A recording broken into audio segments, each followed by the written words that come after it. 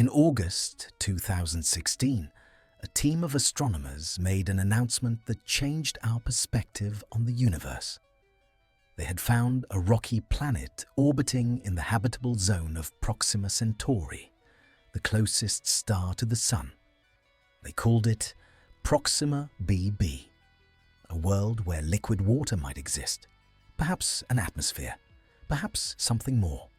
And it was close as anything outside our solar system can be, just 4.24 light-years away. For the first time in history, we had a destination, not an abstract point in the sky, but a concrete place we could, in theory, travel to. And then we did the math, and we discovered the truth. We can't get there. It's not that we lack money.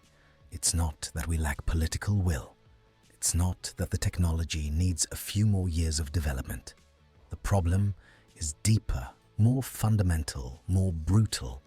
The problem is physics itself. And until we understand why, we'll keep dreaming of the stars without grasping the invisible wall that separates us from them. The illusion of proximity. 4 light-years sounds manageable. We say light-years so often that the term has lost its weight. But let's pause for a moment to understand what that distance really means. The Moon is 384,000 kilometers from Earth. The Apollo astronauts took 3 days to get there. Mars, at its closest point, is about 55 million kilometers away. A crewed mission would take approximately 7 months. These are enormous distances for our everyday experience, but manageable for our current technology. Proxima Centauri is 40 trillion kilometers away. To put this in perspective, if the distance from Earth to the Moon were a single human step, the distance to Mars would be about 150 steps. The distance to Proxima Centauri would be 100 million steps. You could walk around Earth's equator 4 times and still not have taken that many steps. We have a probe that has been traveling since 1977. It's called Voyager 1. It's the fastest and most distant human-made object in history. It travels at 17 kilometers per second, over 61,000 kilometers per hour. It has covered more than 24 billion kilometers. And if Voyager 1 were heading toward Proxima Centauri, it would take more than 73,000 years to arrive. 73,000 years. By the time Voyager arrived, the humanity that built it would be as ancient to our descendants as the Neanderthals are to us. That's what close means in cosmic terms. And that's just the beginning of the problem. The prison of the equation. You might think the solution is obvious. Build faster ships. Voyager travels at 17 kilometers per second, so let's build something that travels at 170, or 1,700, or 17,000. With enough speed, any distance becomes manageable. But this is where physics becomes our jailer. In 1903, a Russian scientist named Konstantin Tsiolkovsky formulated an equation that describes how rockets work. It's elegant, simple, and absolutely devastating for our interstellar ambitions. The equation says, in essence, that a rocket's final velocity depends on 2 things: the exhaust velocity of its combustion gases and the ratio between its initial mass and its final mass. The problem is that this relationship is logarithmic. To double your speed, you don't need twice the fuel, you need exponentially more. And here's the trap: fuel has mass. And that additional mass requires more fuel to accelerate, which in turn has more mass, which requires more fuel. It's a spiral that quickly collapses into absurdity. To accelerate a spacecraft the size of a space shuttle to 10% of the speed of light using chemical propulsion, you would need more fuel than the mass of the observable universe. That's not rhetorical exaggeration. It's the mathematical result of the equation. The propulsion system that took us to the moon, that put rovers on Mars, that sent probes to the edges of the solar system, is physically incapable of taking us to the stars. It doesn't matter how much money you invest. It doesn't matter how many engineers you put on the problem. Mathematics doesn't negotiate. And if the problem is already impossible for a small probe, imagine what it means for a crewed mission. The collapse of the crewed mission. A crewed spacecraft to Proxima B isn't simply a larger version of a probe. It's an entirely different problem. Humans need air, water, food, room to move, protection from cosmic radiation, medical systems, safety redundancies. All of that has mass. A lot of mass. Even if we could accelerate a crewed ship to 10% of the speed of light, the journey would take more than 40 years. That means entire generations being born, living and dying in transit. It means closed ecosystems that must function for decades without failing. It means quantities of fuel, supplies, and equipment that make Tsiolkovsky's equation grotesque. The most optimistic calculations suggest that an interstellar crewed mission with conventional rocket technology would require a ship with the mass of a small asteroid, and the fuel to move it would have the mass of a much larger asteroid. This isn't an engineering problem, it's a civilizational problem. No human society has ever undertaken a project of that scale. No economy could sustain it.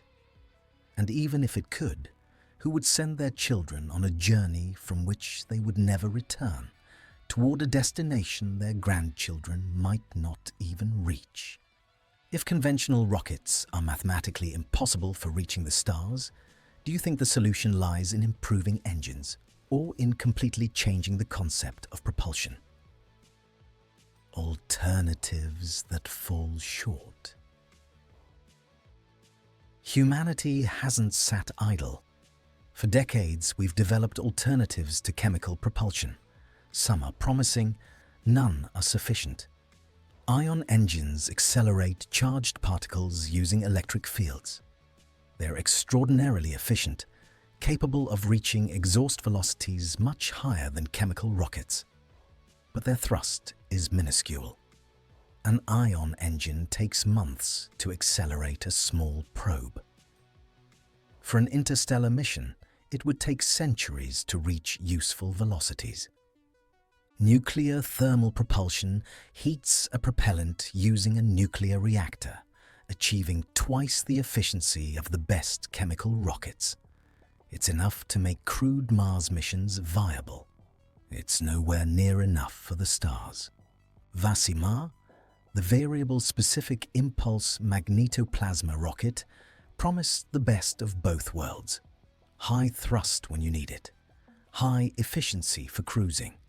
It's real technology, tested in laboratories, potentially revolutionary for the inner solar system.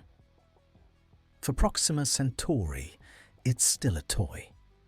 All these technologies share the same fatal flaw. They carry their fuel with them, and as long as that's true, Tsiolkovsky's equation condemns them. The extreme solution. There was a moment when humanity considered something more radical. In the 1950s and 60s, a classified project called Orion proposed an idea bordering on madness, propelling a spacecraft by detonating nuclear bombs behind it. Not small controlled explosions, real bombs, thousands of them. The ship would have a massive pusher plate that would absorb the impact of each detonation, gradually accelerating to speeds no chemical rocket could dream of. And the most disturbing part is that it would work. Orion's calculations were solid. With enough bombs, you could accelerate a ship of thousands of tons to 5 or even 10% of the speed of light. You could reach Proxima Centauri in less than a century. It was physically possible, but the price was unacceptable. Launching the ship from Earth's surface would require detonating nuclear bombs in the atmosphere, spreading radioactive fallout across the planet. The Nuclear Test Ban Treaty of 1963 buried the project, and perhaps that was the right call. Project Orion reveals something profound about our situation. We had a solution that worked, and we chose not to use it because the moral cost was too high. The stars aren't beyond our reach for lack of ideas. They're beyond reach because the ideas that work demand sacrifices we're unwilling to make. The paradigm shift. If the problem is carrying fuel, the solution is not to carry it. Solar sails have been proposed as an alternative for decades. A giant sail, extremely thin and reflective, can be pushed by the pressure of sunlight. It needs no fuel. It needs no engine. It only needs photons. The problem is that solar radiation pressure is weak and decays with the square of the distance. A solar sail can reach respectable speeds near the Sun, but as it moves away, acceleration plummets. By the time you reach Jupiter's orbit, you're barely accelerating at all. Solar sails are elegant, but they're not the answer for the stars, unless you replace the Sun with something more powerful. In 2016, the same year Proxima B was discovered, a group of scientists, entrepreneurs and visionaries announced the breakthrough Starshot project. The idea was simple in concept, revolutionary in ambition. Build an array of extremely powerful lasers on Earth, aim them at a tiny sail in orbit, and accelerate that sail to 20% of the speed of light. At that speed, Proxima Centauri is only 20 years away. But there's a catch. To reach those velocities, the spacecraft has to be incredibly light. We're not talking about a probe like Voyager. We're talking about a chip the size of a postage stamp, with a sail of just a few square meters and a total mass measured in grams. The entire scientific instrument, the communication system, the sail, all in something that weighs less than a coin. Would it be worth sending thousands of chip-sized probes, knowing that most won't survive? Or would you rather wait decades for technology that could send something larger? The dangers of the void. Interstellar space isn't empty. It's filled with extremely tenuous gas and dust particles. For any spacecraft traveling at conventional speeds, this is irrelevant. For something traveling at 20% of the speed of light, it's potentially lethal. At 60,000 kilometers per second, a microgram dust particle impacts with the energy of a small explosion. A larger particle could destroy the probe instantly. And during 20 years of travel across 4 light-years of space, impacts are inevitable. Starshot's solution is brutal redundancy. Don't send one probe, send thousands. Perhaps tens of thousands. Make them cheap enough that losing most of them is acceptable. If 1% survives and reaches Proxima Centauri, the mission is a success. And then there's the communication problem. A signal from Proxima Centauri takes 4.24 years to reach Earth. The probe, the size of a chip, needs a laser powerful enough to be detected from here. And it needs to aim that laser with precision of fractions of an arc second across light years of distance. It's It's an engineering challenge we still don't know if we can solve. What arrival would mean. Starshot isn't colonization. It isn't crude exploration. It isn't even a scientific mission in the traditional sense. It's something more fundamental, a proof of concept. If it works, even if only a tiny chip arrives, even if it only transmits a few blurry images, we will have demonstrated something that changes humanity's psychological equation. We will have proven that the stars are reachable, that the abyss between stellar systems can be crossed, that we're not eternally condemned to this corner of the cosmos. That matters more than it might seem. Throughout all of human history, the stars have been unreachable by definition. Lights in the sky we could study, but never touch. If Starshot reaches Proxima B, that definition changes forever. The first step is always the hardest, not because it's the longest, but because it's the one that proves the following steps are possible. The true limit. The real obstacle to reaching the stars isn't our will, our creativity, or even our technology. It's the amount of energy the universe demands to move matter across cosmic distances. That energy is immense, almost inconceivable, and there's no way around it. But recognizing the limit is the first step toward working within it. Starshot doesn't try to break the laws of physics. It tries to use them more intelligently. Reduce mass to the absolute minimum. Leave the fuel at home. Use light as an engine. It's an elegant, fragile, imperfect solution. And it's the best we have. Proxima B will still be there, orbiting its red star, possibly with oceans, possibly with skies, possibly with something we can't imagine. We don't know if we'll reach it in our lifetime. We don't know if the humanity that arrives will resemble us.